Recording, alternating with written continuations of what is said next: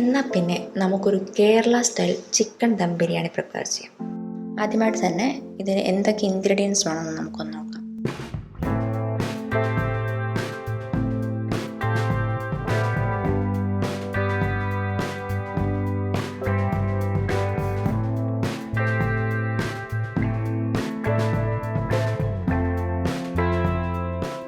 ഞാനിവിടെ ഒരു പാൻ ചൂടാക്കാൻ വെച്ചിട്ടുണ്ട്. പാൻ ചൂടായ ശേഷം ഇതിലേക്ക് 3 to 4 spoon sunflower oil add ചെയ്യാം. സൺഫ്ലവർ ഓയിൽ തന്നെ വേണമെന്നില്ല, പശുവിൻ നെയ്യാണെങ്കിലും മതി. എണ്ണ നന്നായി ചൂടായ ശേഷം ഇതിലേക്ക് അരിഞ്ഞു വെച്ച സവോള ഇട്ട് നന്നായിട്ട് വഴറ്റുക. 2-3 സവോള ഇതിനായിട്ട് ഉപയോഗിക്കാം. സവോള നന്നായി വഴഞ്ഞ ശേഷം ഇതൊരു ക്രിപ്സി ആവുന്നിടം വരെ വഴറ്റണം. ഒരു നല്ലൊരു ഗോൾഡൻ ബ്രൗൺ കളർ വന്ന ശേഷം നമുക്കിത് കോരിയെടുക്കാം. ഇതിൻ്റെ ഒരു 1/4 ഭാഗം നമുക്ക് ഇതുപോലെ ചെറുതായിട്ട് പൊടിച്ച് മാറ്റി വെക്കാം. ഇത് ഗ്രേവിക്കുള്ളതാണ്. ബാക്കി 1/4 ഭാഗം ഡെക്കറേഷന് വേണ്ടി മാറ്റി വെക്കാം. ഇനി ഇതേ പാനിലേക്ക് കുറച്ചുകൂടി നെയ്യ് ആഡ് ചെയ്ത ശേഷം അതിൽ നമുക്ക് കശുവണ്ടി പരിപ്പ് ചെറുതായിട്ട് വറുത്തെടുക്കാം. അതിനുശേഷം ഉണക്കമുന്തിരി വറുത്തെടുക്കാം. ഉണക്കമുന്തിരി പെട്ടെന്ന് തന്നെ എടുക്കാൻ ശ്രദ്ധിക്കണം, ഇല്ലെങ്കിൽ അത് കരിഞ്ഞു പോകും. ഇപ്പം നമ്മുടെ ഡെക്കറേഷന് വേണ്ട ഐറ്റംസ് എല്ലാം റെഡി ആയിട്ടുണ്ട്. ഇനി നമുക്ക് ഗ്രേവി പ്രിപ്പയർ ചെയ്യാം. ഞാൻ സെയിം പാൻ തന്നെയാണ് യൂസ് ചെയ്തിട്ടുള്ളത്. ബാക്കിയുള്ള ഓയിലിലേക്ക് സവോള ഇട്ട് വഴറ്റുക. 2-3 സവോള ഇതിനായിട്ട് യൂസ് ചെയ്യാവുന്നതാണ്. സവോള നന്നായിട്ട് വഴന്ന് വരണമെന്നൊന്നുമില്ല, ചെറുതായിട്ടൊന്ന് വാടി കിട്ടിയാൽ മതിയാവും. അതിനുശേഷം ഇതിലേക്ക് ഇഞ്ചി, വെളുത്തുള്ളി, പച്ചമുളക് ഇവ ചേർത്തരച്ച പേസ്റ്റ് ആഡ് ചെയ്യാം. ഞാനൊരു 1.5 തുടം വെളുത്തുള്ളി, അതിൻ്റെ 1/4 ഭാഗത്തോളം ഇഞ്ചി, പിന്നെ ഒരു 5 പച്ചമുളകാണ് യൂസ് ചെയ്തിട്ടുള്ളത്.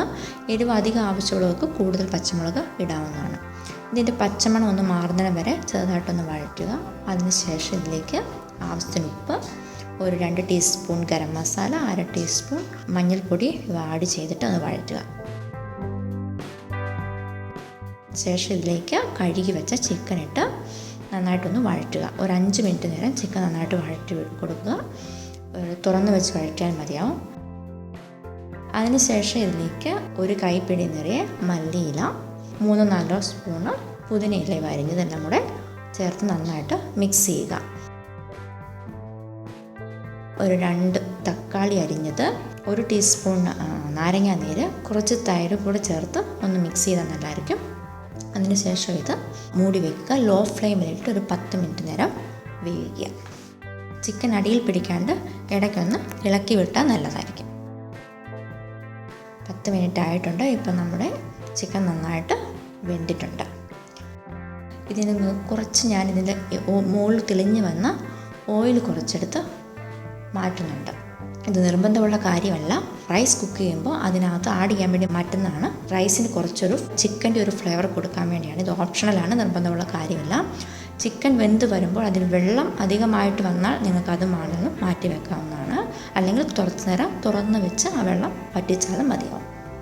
ഇപ്പോൾ നമ്മുടെ ഗ്രേവി റെഡി ആയിട്ടുണ്ട്. ഇനി ഇതിലേക്ക് നമുക്ക് നേരത്തെ പ്രിപ്പയർ ചെയ്ത് വെച്ച പൊടിച്ച സവോള ആഡ് ചെയ്യാം.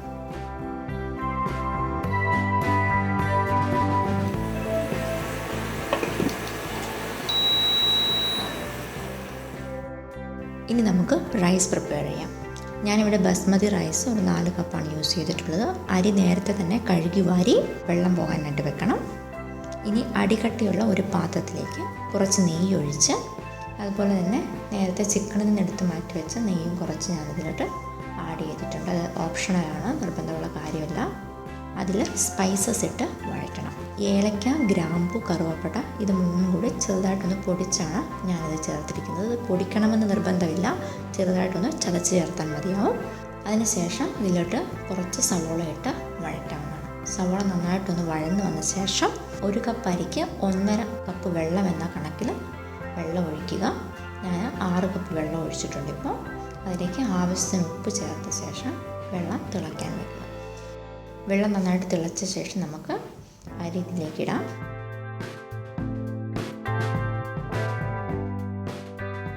ഇനി ഇതൊരു 10 മിനിറ്റ് ലോ ഫ്ലെയിമിൽ വേവാൻ വെക്കണം. പാത്രം നന്നായിട്ട് അടച്ച് ആവി വെളിയിൽ പോകാത്ത വിധത്തിൽ വേണം വെക്കാൻ. 10 മിനിറ്റ് ആയിട്ടുണ്ട്. ഇപ്പം നമ്മുടെ അരി ഒരു 1/4 വേവായിട്ടുണ്ട്.